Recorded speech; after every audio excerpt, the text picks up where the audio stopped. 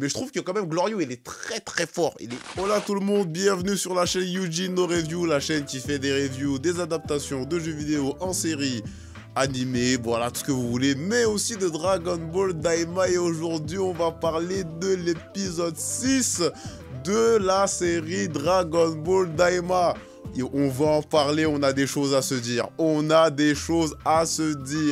tout cas, installez-vous, mettez-vous à l'aise, bien popcorn, tout. Les gars!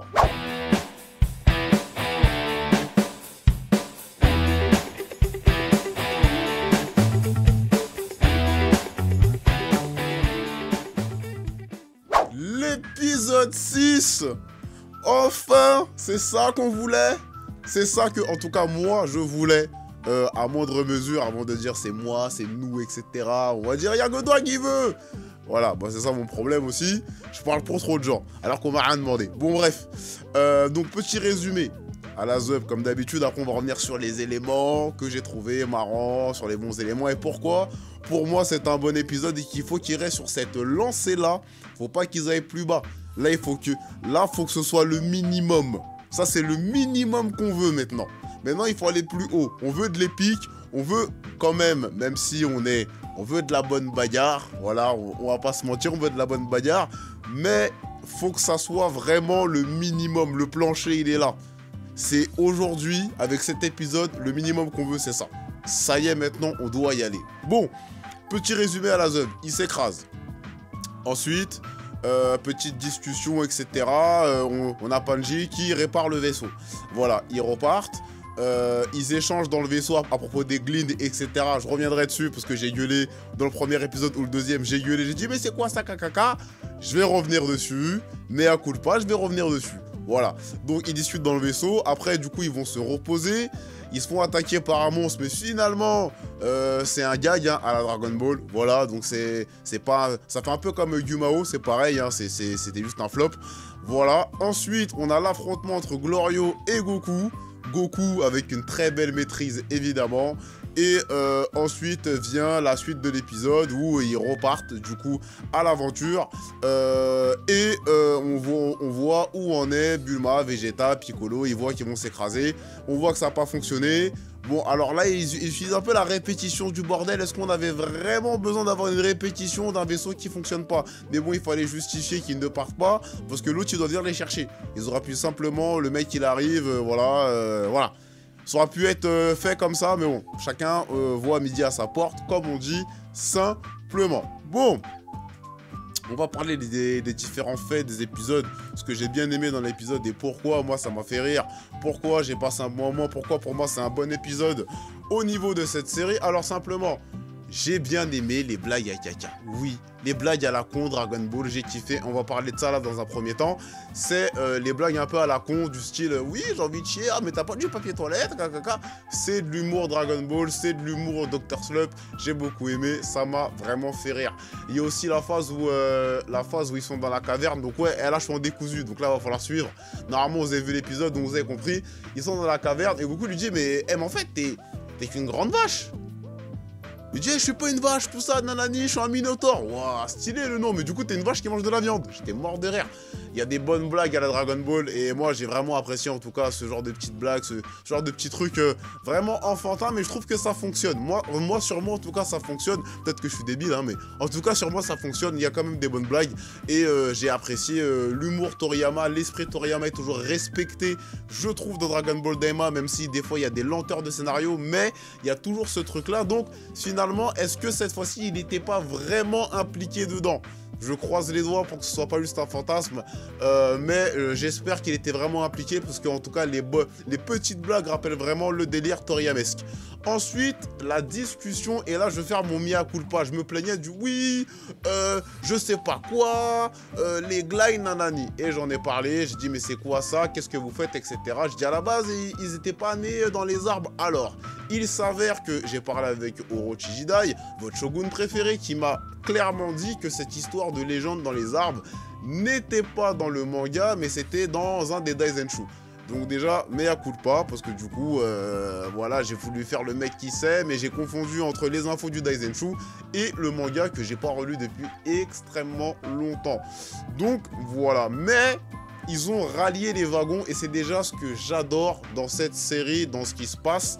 Parce que en fait, ils déclenchent des trucs dans les épisodes d'avant et ils y répondent par la suite. Je trouve qu'ils essaient de faire le moins d'incohérence possible. Alors, en parlant d'incohérence, je vais être clair, Dragon Ball Daima, c'est à part. Tous les gens qui pensent que Dragon Ball Daima, c'est entre Dragon Ball Z et Dragon Ball Super, je pense que vous vous égarez un petit peu. Je pense que vous vous égarez un petit peu, parce que si c'est le cas, c'est trop incohérent. Je ne pense pas que cette œuvre a été faite en parallèle ou pour compléter Dragon Ball Super pour développer une intrigue, parce que ça aussi je l'ai entendu. Donc je ne pense pas que ce soit pour ça. Je pense que Daima c'est vraiment un univers à part. Et je sais plus quel vidéaste disait ça, mais il disait en gros quand Trunks il est revenu dans le passé, ça a tout déformé. Et ben si c'est ça que ça a créé pour les divers univers, moi ça me dérange pas. Moi ça me dérange archi pas, vraiment pas, à ce niveau là ça me dérange pas. C'est une théorie, mais je la trouve plutôt bonne et cohérente au vu des partis pris de Dragon Ball Daima, qui développe sa propre histoire. Et j'espère en tout cas que ce soit sa propre histoire et que c'est pas lié à Dragon Ball Super, parce que sinon, ça va pas aller au niveau de la cohérence. Donc voilà, je referme la parenthèse. Ensuite, donc on apprend pour les glides, donc du coup là Kaioshin nous explique, nous explique que oui, donc du coup on est dans des arbres, Degesu c'est mon petit frère, il est né quand j'avais 216 ans, 246 ans je sais plus, et Arinsu c'est ma grande sœur, etc. On apprend aussi qu'ils n'ont pas de genre, alors excusez-moi, ils n'ont pas de genre, Arinsu elle a des seins. Je dis ça, je dis rien. Voilà, après je rentre pas dans des débats de 1, voilà, vous avez déjà, mais il n'y a pas de genre, oui, mais il y a quand même des attraits physiques qui prouvent que, bon, voilà. À moins qu'elles se les soient implantées, qu'elles se les aient créées. Alors peut-être, bon alors là on est dans un autre délire, mais voilà. Donc grosso modo on en apprend plus, et surtout ils ont répondu à ceci à la base. Comme ça, il n'y a plus pour moi à ce niveau-là d'incohérence, à ce niveau-là. Ce qui m'a fait aussi tiquer, c'est quand Goku il dit à Glorio dans le vaisseau, oui mais du coup toi t'as une grande sœur et un petit frère à problème, et Glorio a tiqué de l'œil. Ça veut dire quoi? C'est-à-dire qu'il prépare un truc, c'est un élément qu'il pourra rajouter en plus, etc. Mais en fait on voit juste après qu'il est en partenariat avec Arinsu, qui est la grande sœur de Shin. Donc maintenant, la question, parce que là, l'intrigue, elle commence à prendre de l'ampleur, et ça, j'adore vraiment, c'est pour ça, pour moi, j'ai passé un très bon moment, c'est un bon épisode, je vous le dis direct. Même on enlève la bagarre, c'était quand même un bon épisode. Avec la bagarre, ça, voilà, ça a marqué le truc, mais c'est quand même, je trouve, un très bon épisode sans la bagarre. Et pour moi, c'est important que Dragon Ball ne se résume pas que à la bagarre, ça doit être un bon épisode sans la bagarre, et un très bon épisode avec la bagarre pour avoir l'épicness. C'est très important pour moi à ce niveau-là. Donc, on va revenir sur le sujet du fait que Glorio soit en collaboration. Ça veut dire quoi? Ça veut dire qu'en fait, Arinsu n'est pas si méchante que ça et souhaite peut-être défaire Goma. Alors du coup, ou alors elle veut prendre sa place? On sait pas trop. Plus le délire de Goma, lui qui veut élever Dende pour pouvoir, qui lui crée des Dragon Ball. J'aime bien ces petites intrigues là, on commence à avoir plein de petites intrigues, ça commence à être un petit récit choral. Chaque pan, chaque personnage développe un peu, bon sauf Goku et Shin, qui voilà, mais chaque autre protagoniste, antagoniste en fait, développe aussi sa petite partie avec l'histoire. Donc on commence à rentrer, ça commence à s'étendre et à prendre des directions et à nous montrer des perspectives qui peuvent être très intéressantes pour la suite du récit. Donc ça, j'adore absolument, et ça c'est plutôt un très bon délire.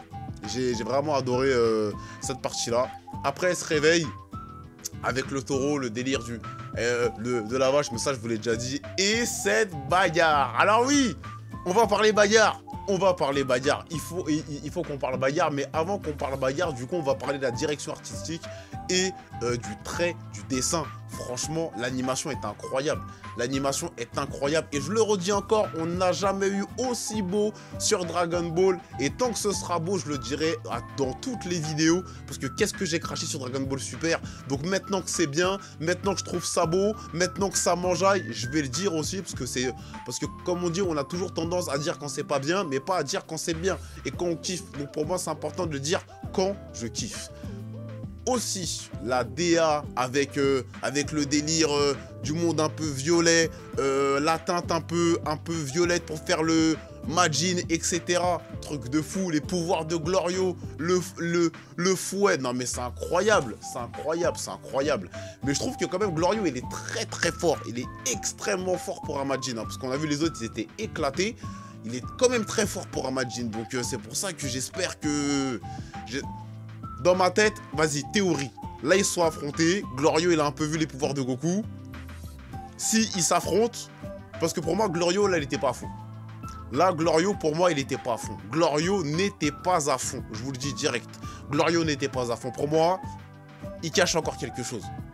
Parce que même Kaioshin, il l'a vu. Il a dit, vas-y, défoule-toi, j'ai envie de voir ses pouvoirs, etc. Même lui, il s'est dit,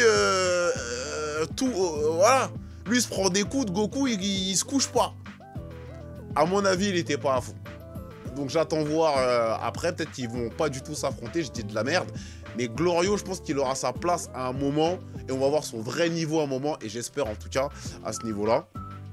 Donc il se tape, très belle animation, très belle fluidité d'animation, très belle teinte, très belle direction artistique. Et j'ai vraiment adoré. Et ce combat, ce que j'ai adoré, c'est Goku.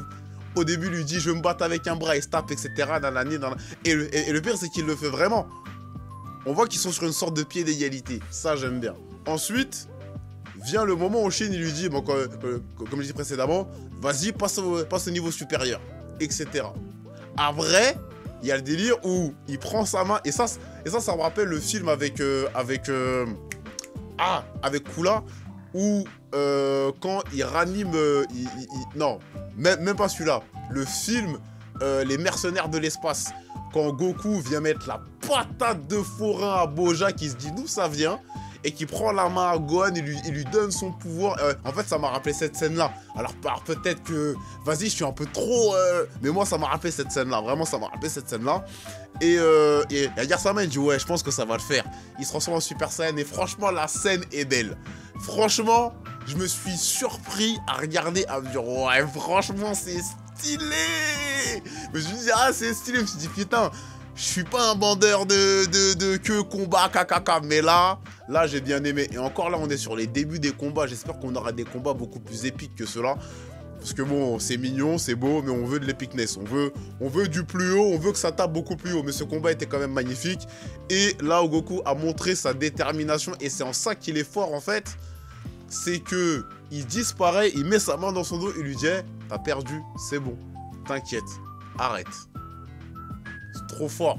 Là, on retrouve, même s'il a retrouvé son côté enfantin, on retrouve le taulier, le daron qui te dit « Eh, c'est bon, ça va, tranquille, ça sert à rien d'aller plus loin. On a vu, j'ai vu, on n'a plus rien à se prouver. » J'ai vraiment kiffé cet épisode à ce niveau-là. Voilà globalement ce que j'avais à vous dire sur l'épisode 6 de Dragon Ball Daima que je trouve vraiment bon, mais il faut pas qu'ils aillent en dessous maintenant. Ça doit être le palier minimum en termes d'intrigue, en termes de révélation, en termes de scénario. Parce que les échanges, etc., moi j'ai bien aimé les apports, les informations, etc.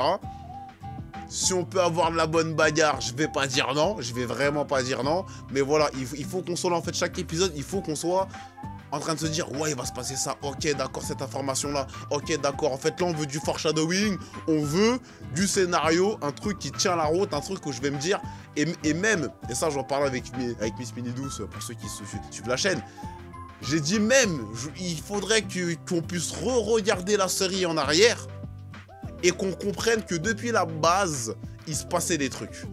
Et ça serait beau. Et c'est ça que j'attends de Dragon Ball Daima, un récit qui me tient aux tripes. Voilà ce que j'avais à dire globalement sur la chaîne concernant l'épisode 6 de Dragon Ball Daima. Si t'as kiffé la vidéo, laisse ton meilleur Big Bad pouce bleu, dis-moi en commentaire de ce que tu as pensé de l'épisode, de mon avis, de l'analyse. Et si tu attends plus ou pas, ou si déjà toi c'est le plafond de verre à ton avis, mais ça on va en parler en commentaire. Et également, n'oubliez pas de vous abonner, de partager, parce que ça aide pour le référencement, pour la chaîne, pour le développement du projet. Pour celles et ceux qui le savent, évidemment, j'ai aussi une chaîne principale sur laquelle je vous fais à la base des tests, du gaming et d'autres points. Attendez que je vous le montre comme ça, vous allez voir. Voilà, la chaîne principale sur laquelle je fais des tests, etc. D'ailleurs, vous pouvez retrouver mon test très récent de Dragon Ball Sparking Zero et je reviens parler de différents thèmes. En tout cas, passionnons de les uns les autres à la gimmick de fin, je pense que tu la connais, n'est-ce pas, les gars?